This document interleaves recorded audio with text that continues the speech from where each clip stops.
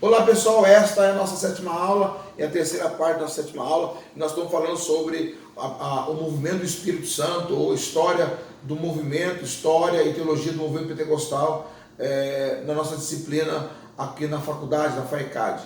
E nesta aula nós estamos falando sobre da Idade Média até a reforma do século XVI. Então nós estamos falando aqui, é lógico, de uma forma dinâmica, porque existem muitos fatos registrados. Aconselho você a comprar esse livro, essa obra que é muito importante, sobre os 2000 anos de cristianismo carismático, de Ed Riart, aonde ele vai de forma simples, bem resumida, ele é falando sobre os fatos do Espírito Santo durante os 2000 anos do cristianismo, né? Apesar de algumas tradições cristãs protestantes negarem, dizerem que o Espírito Santo só agiu no tempo apostólico e com a morte de João também cessou os dons espirituais, cessou a manifestação do Espírito Santo, mas né, a maior família cristã do mundo hoje está caminhando para ser os pentecostais. Lógico, quando falamos de pentecostais, não estamos falando somente da Assembleia de Deus, ou somente das igrejas pentecostais, não. Nós estamos falando de todas as tradições cristãs que acreditam na manifestação do Espírito Santo. Isso inclui os católicos carismáticos, inclui os cristãos orientais, né, que acreditam na manifestação do Espírito Santo, na profecia, no batismo do Espírito Santo, nos dons espirituais, que é a revelação, que é a profecia, nesses dons que o Senhor Jesus deixou para todos nós, né? Todos aqueles que creem no Senhor Jesus. Então, nesse período, nessa sétima aula, lógico, nós estamos fazendo um resumo, dando somente um panorama, são mais ou menos 12 séculos de fatos que aconteceram, e nesse movimento pneumatológico, nesse período da Idade Média, são manifestações isoladas, ilhadas, né? O maior movimento, a maior manifestação, o maior avivamento que aconteceu nesse período foi nos monastérios, onde as pessoas deixaram sua riqueza, deixaram seus bens, uma vida regalada para ser monge, para servir a Deus, uma vida de oração, uma vida de jejum, uma vida de contemplação. E aí então, um dos bispos, Gregório Tours, vai dizer que esse avivamento vai acontecer nos mosteiros, e acontece mesmo. E até hoje a gente analisa e verifica que é nos mosteiros que as pessoas têm uma sensibilidade espiritual muito maior, né? É lógico que a Assembleia de Deus, ela hoje, a preocupação do teólogo, né, da teologia, da ciência da teologia, é propagar uma santidade pública, ou seja, você ter uma vida ímpar, íntegra, experimentada do Espírito Santo, mas viver no dia a dia, né? Viver no meio da sociedade. Isso a Assembleia de Deus ela pregou desde 1911, né? Uma santidade pública. O que é uma santidade pública? É você não se recolher como fez o Antão, como fez Pacômio, como fez tantos outros, né? Que deixaram suas riquezas, deixaram os seus bens materiais e retiveram somente uma parte do dinheiro para se manter,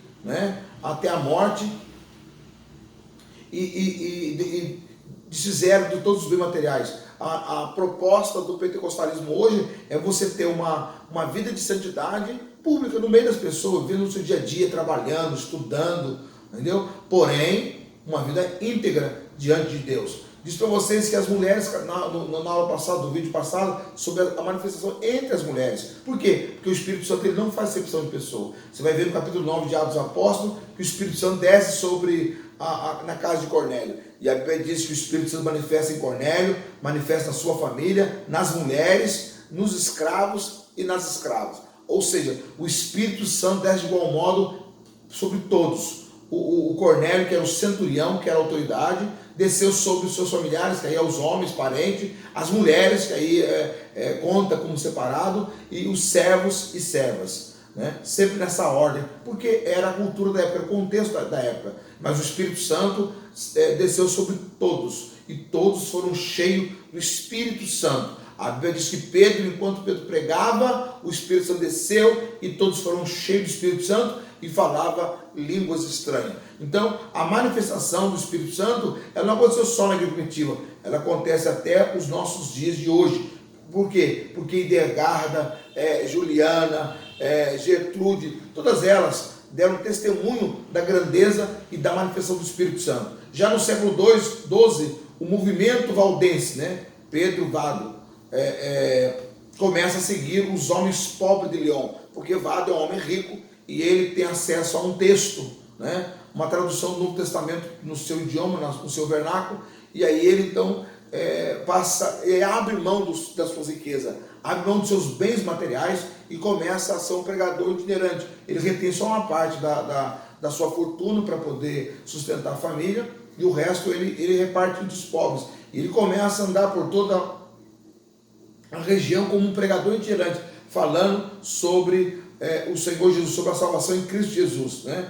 Ele desenvolve um ministério evangelístico e carismático, né? No seu trabalho, na sua atuação como pregador, como itinerante, era normal ter visões, era normal ter profecia, ter cura, ter libertação de pessoas possessas de demônio. Nos seus eventos, onde ele estava pregando, isso era normal acontecer, isso era natural acontecer. Por quê? Porque era uma igreja carismática, era uma igreja que servia a Jesus com seriedade, servia a Jesus com sensibilidade, né? Abrindo mão das coisas materiais para servir a Jesus. Então Pedro Vado, ele vai dar esse pontapé, né, na França, pregando. Ele abre mão das suas riquezas para poder pregar o evangelho, para transmitir as boas novas da salvação de forma carismática, de forma pneumatológica, porque essa foi a ordem do Senhor Jesus, né? Já no século XII, Joaquim de Fiore, né, abade de século XII, século XIII, abade e místico. Por que místico? Porque acreditava na manifestação do Espírito Santo,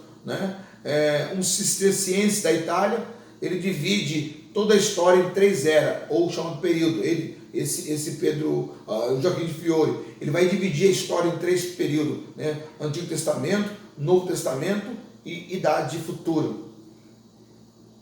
Por que ele fala isso? Porque ele vai escrever o Profecias do Evangelho Eterno, no qual prevê iminente crise do mal, símbolos apocalípticos do anticristo, e a terceira ou a última era do Espírito, o amor, que viria já no século XIII, após a era do Pai, a lei, e da era do Filho, a graça. Então ele vai dizer que o Antigo Testamento é o período da lei, no período do ministério de Jesus, chamado período de graça, e agora nós vivemos o período do amor, que é o Espírito Santo, né? Para os homens espirituais em peregrinação e grande tribulação sobre uma igreja joanina espiritualizada. Então ele está dizendo que aqueles que peregrinavam, aqueles homens espirituais que oravam, que tinham uma vida de contemplação, que o Espírito Santo viria sobre eles, mas uma tribulação viria sobre uma igreja joanina espiritualizada que substituiria a igreja petrina, carnal. O joaquinismo se difunde amplamente durante os 3 séculos seguintes. Então, durante 300 anos,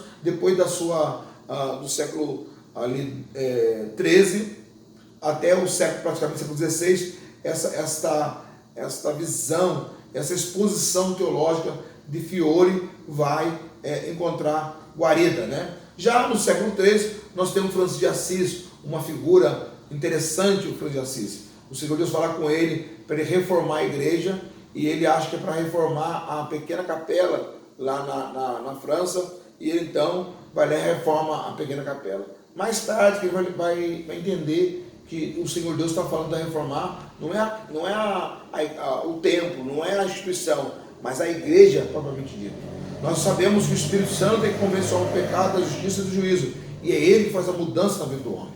Mas essa mudança só acontece quando o homem se entrega, quando o homem deixa o Espírito Santo trabalhar na sua vida e assim o convence do pecado, da justiça e do juízo. Vamos para o próximo vídeo. Deus abençoe.